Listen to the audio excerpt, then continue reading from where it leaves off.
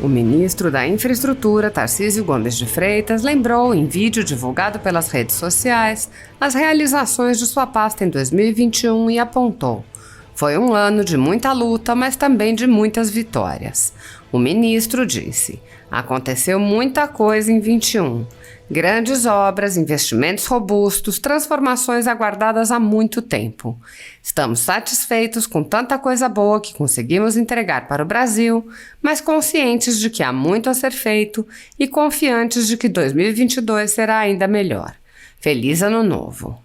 No Brasil, a pretexto de combater a pandemia, até mesmo a liberdade religiosa foi restringida, juntamente com as liberdades de expressão, de imprensa, de ir e vir e de trabalhar, entre outras. Para um grupo de cidadãos, direitos e garantias fundamentais estão suspensos. Há prisões políticas, censura, apreensão e confisco de bens sem o devido processo legal. A renda de jornais, sites e canais conservadores, entre eles a Folha Política, está sendo confiscada desde 1º de julho, a mando do ex-corregedor do Tribunal Superior Eleitoral, Luiz Felipe Salomão, para inviabilizar o jornalismo conservador independente. Se você apoia o trabalho da Folha Política e pode ajudar a impedir o fechamento do jornal, doe qualquer valor pelo Pix usando o código ajude@folhapolitica.org ou o QR Code visível na tela. Se preferir transferência ou depósito, a conta da empresa Raposo Fernandes está disponível na descrição do vídeo e no comentário fixado no topo.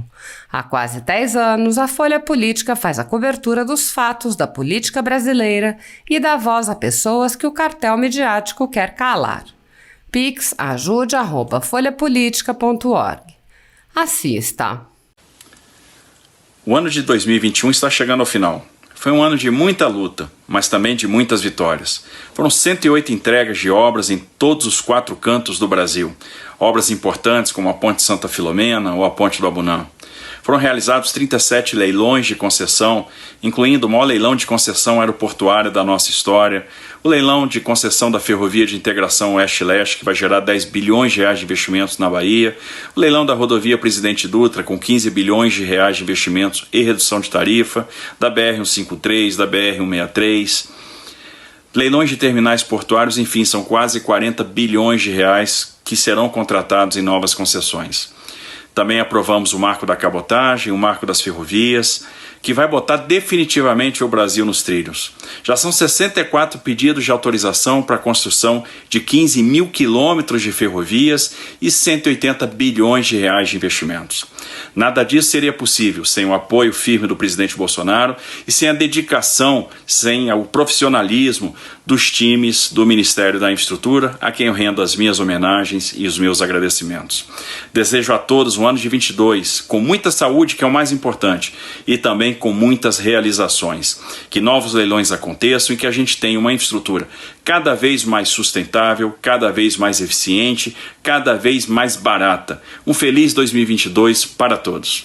Ministro, eu gostaria de começar agradecendo a sua participação na Voz do Brasil e também no Repórter Brasil e começar perguntando para o senhor sobre um programa muito importante que é o ProTrilhos, tão importante aí para o comércio, para a indústria, para o agronegócio e também para diminuir o que a gente chama aí de custo Brasil. Queria que o senhor falasse um pouquinho desse programa para a gente. O ProTrilhos é a maior inovação que nós vamos ter no setor de transportes.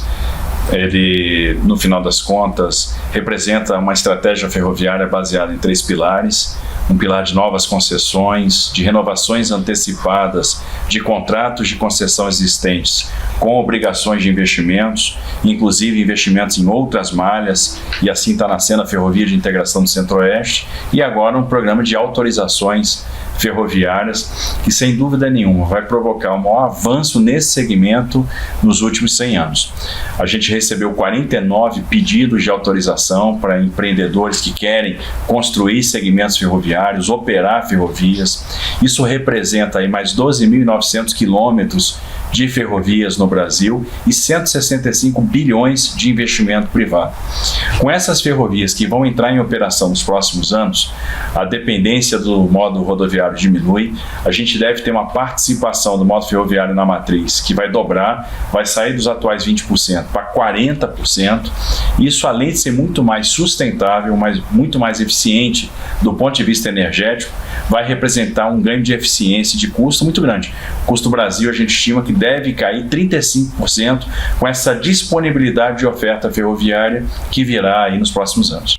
A gente fala do ganho econômico, mas o ganho para o meio ambiente é enorme também se a gente falar de investir em ferrovias, né, ministro? Sem sombra de dúvida, cada ferrovia dessa vai substituir milhões de toneladas de CO2 da atmosfera. Então é menos emissão de CO2, é menos emissão de material particulado, são menos acidentes, né, são menos colisões, e todo mundo ganha com isso. Então, do ponto de vista da sustentabilidade, é muito relevante. A gente vai ter uma frota e um setor de transporte muito mais verde, muito mais sustentável. Falou-se muito das parcerias com a iniciativa privada nesse ano. Como que o senhor pode fazer um balanço dessas parcerias? Olha, foi um ano em que nós ousamos, mesmo num ano de crise provocada ainda pelas repercussões da pandemia do Covid, a gente se lançou ao mercado, ousamos, testamos e tivemos êxito. Foram realizados muitos leilões, a gente já chegou a 79 leilões realizados. Só este ano a gente contratou quase 40 bilhões de reais com a iniciativa privada. Fizemos leilão de 22 aeroportos, fizemos 13 arrendamentos portuários, fizemos leilões de 3 rodovias e o leilão de uma ferrovia. Então, um ano realmente para ficar na história, um ano que foi muito bem sucedido em termos de parcerias. Além disso, foi um ano que a gente continuou a estruturação de projetos.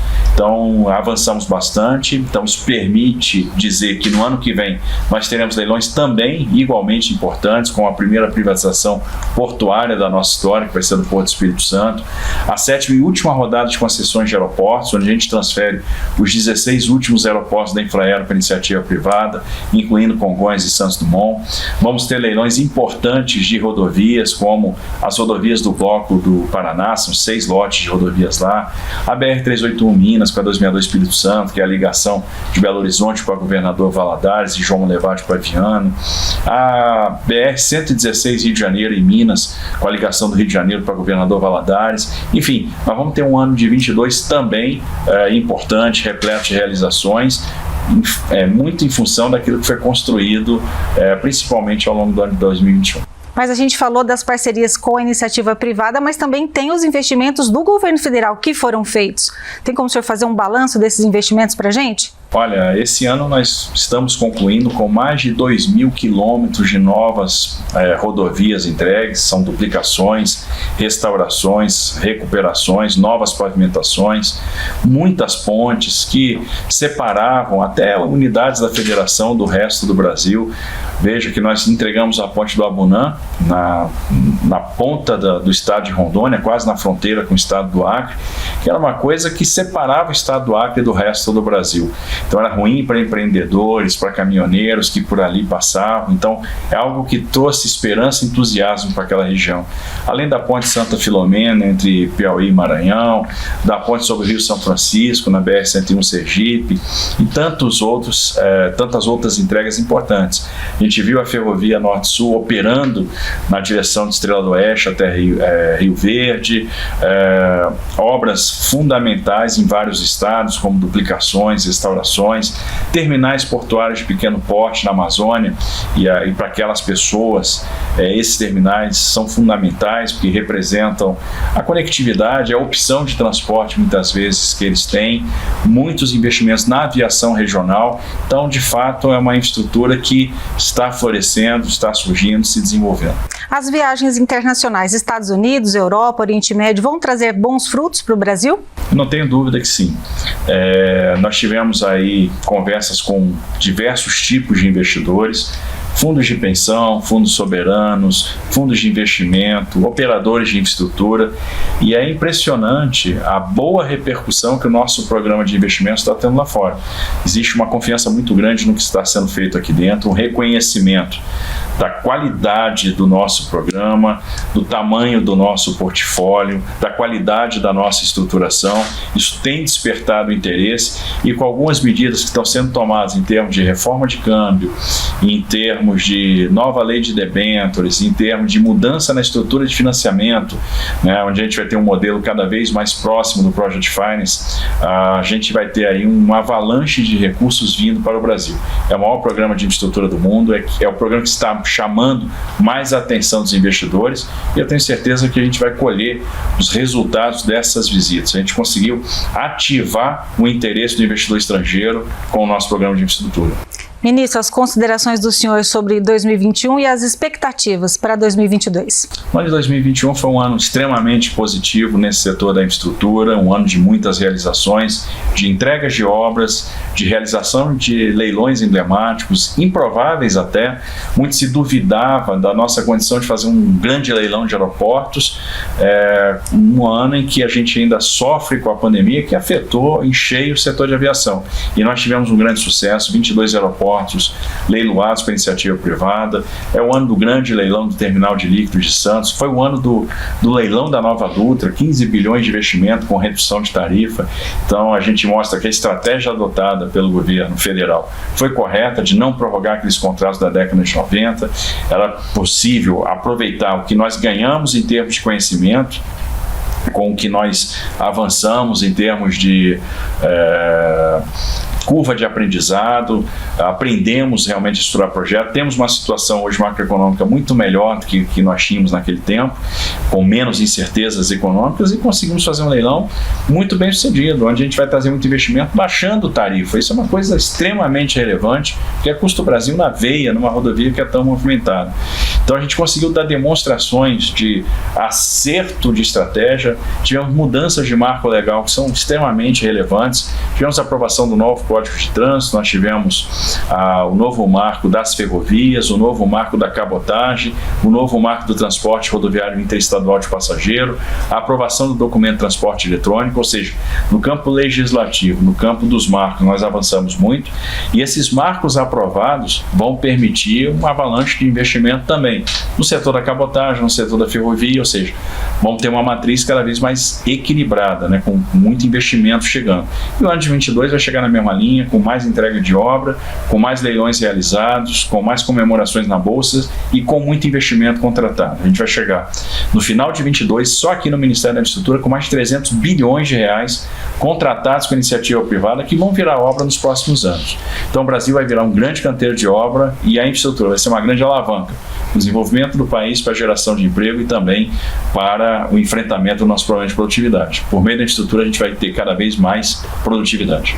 Tá certo, ministro, é isso. Em nome das equipes da Voz do Brasil e Repórter Brasil, obrigada pela sua participação, um excelente fim de ano para o senhor e um ótimo 2022. Para todos nós, que o Natal chegue trazendo aí alegria para todos os lares, e que 2022 seja um ano de muitas vitórias.